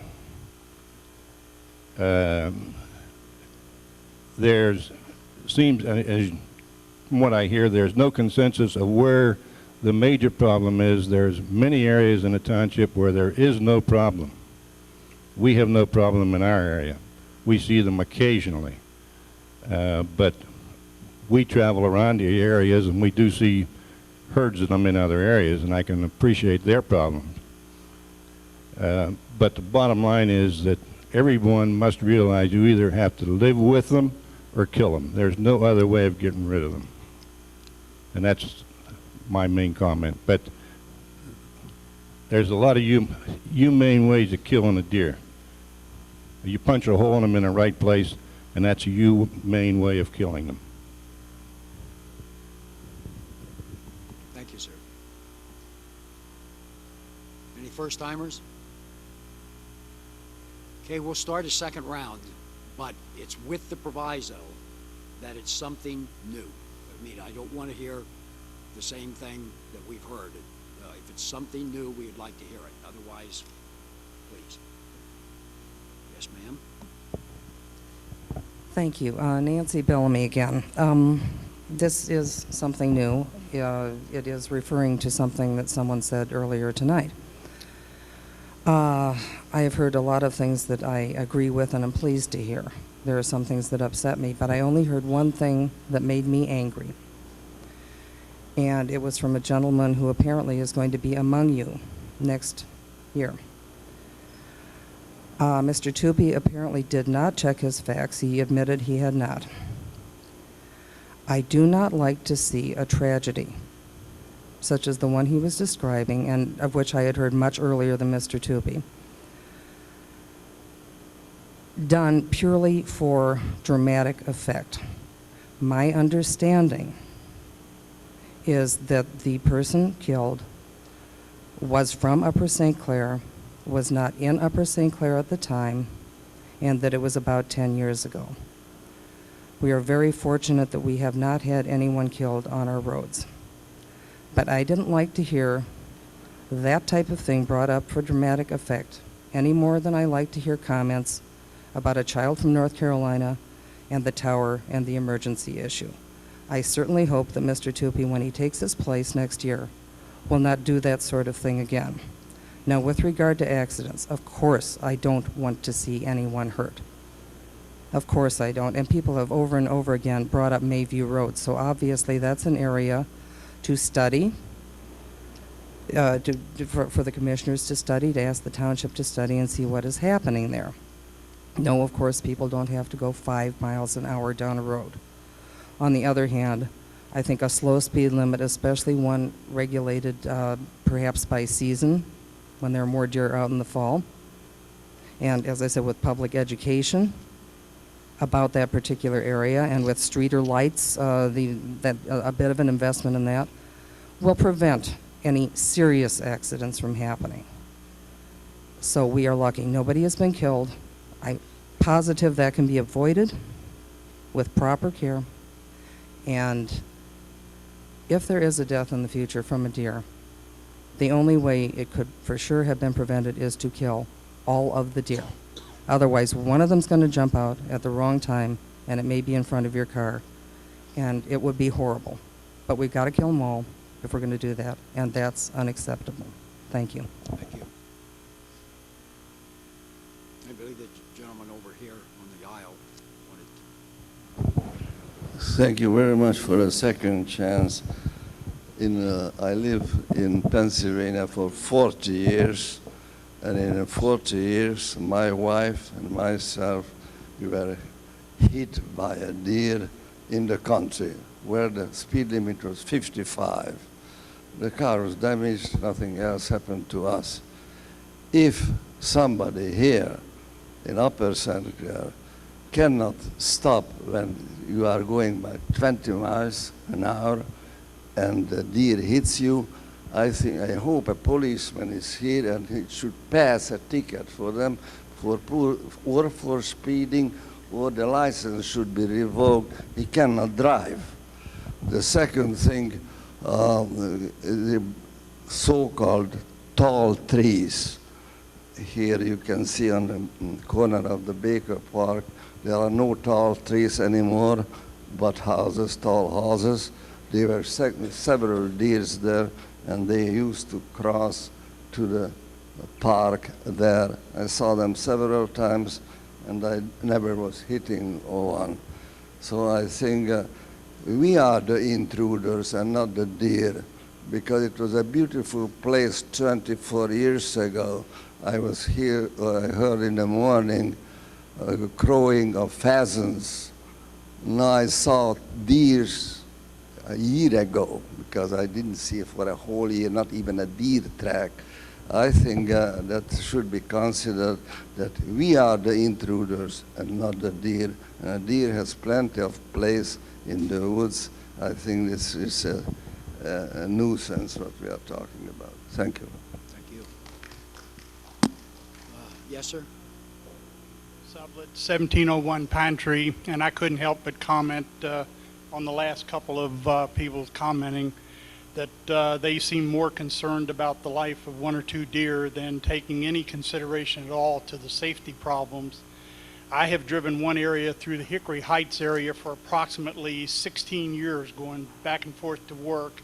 I've had 3 deer jump over my hood. I was not traveling fast. That road probably you can't travel much over 5 to 10 miles an hour.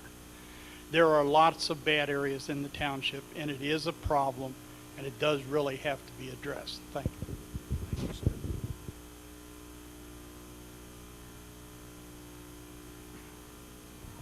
Am I recognized? I guess I am. The inference that one can be, has to be a sort of a deer murderer in order to support safety is, I think, taking a pretty big step. Mr. Ward will tell you I'm probably one of the most vehement environmentalists that live in this part of the country. But deer don't get along well in urban environments. It's unsafe.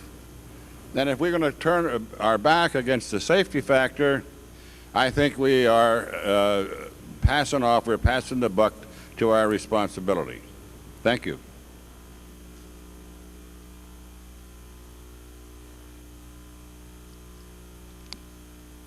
That's terrific. Yes, sir. Is it something new, sir? Okay.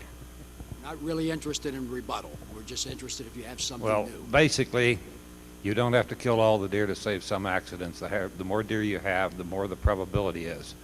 I believe Mr. Yard and I share a work experience with a major corporation. I would like to caution the commissioners not to fall into a practice that occasionally stalled action in that company. It came to be known as paralysis by analysis.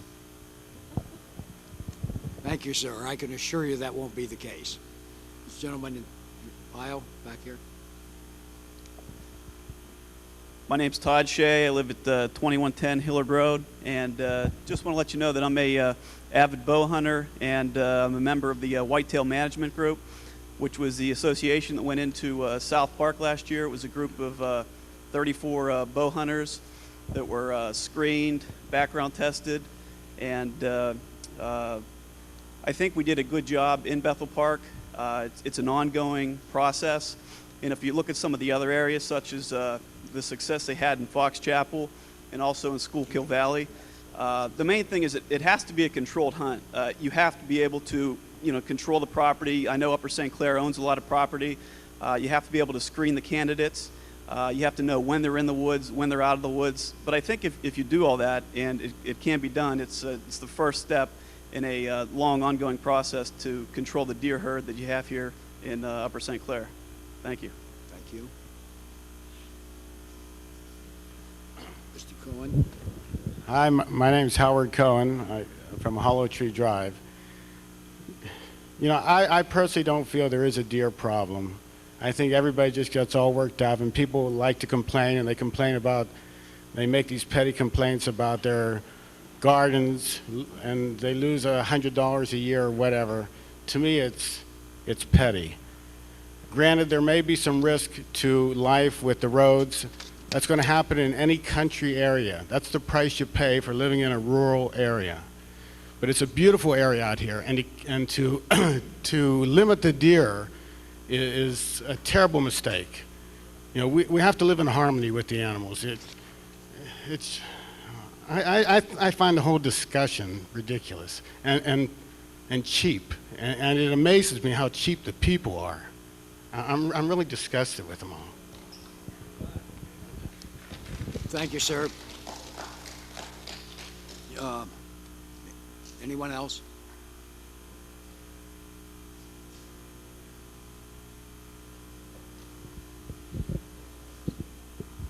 You have time? I have a question more than anything new to add. I live on Sunnyfield. There's a big chunk of woods behind my house. If they were to allow hunting, is that area going to be open to hunting? We don't have an answer for you. Okay. But we will. Okay. Thank I mean, you. hunting isn't even something that's been decided on at this point, but if it is, you know, we'll have answers for those kind of questions.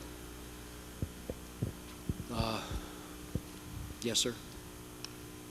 This is the last question, or the last Lou comment. Herbenek again from Willowbrook Road.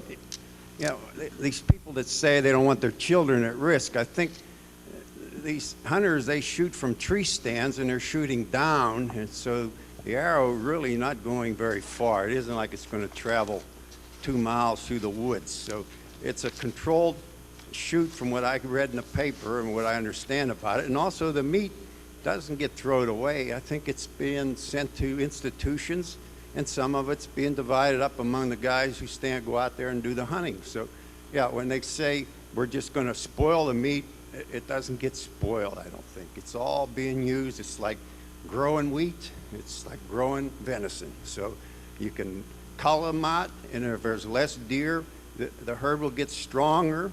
There won't be so many puny ones, and there won't be many chances of running into them, and there won't be so many around in your yard. We'll still have them. We're just going to cull them out, that's all, and the meat won't be wasted. It'll be given to somebody to eat. Thank you. Thank you, sir. It being 9:30, we'll be adjourning the meeting. I think we did very well tonight. We really want to thank all of you very much for coming out tonight, sharing your views with us. That was the purpose of this evening, to more or less supplement the information that we've already received from you via survey and conversations and so on. Once again, I think we did real well. We all appreciate very much your attendance, and want to thank you for coming out and sharing your thoughts with us. We stand adjourned.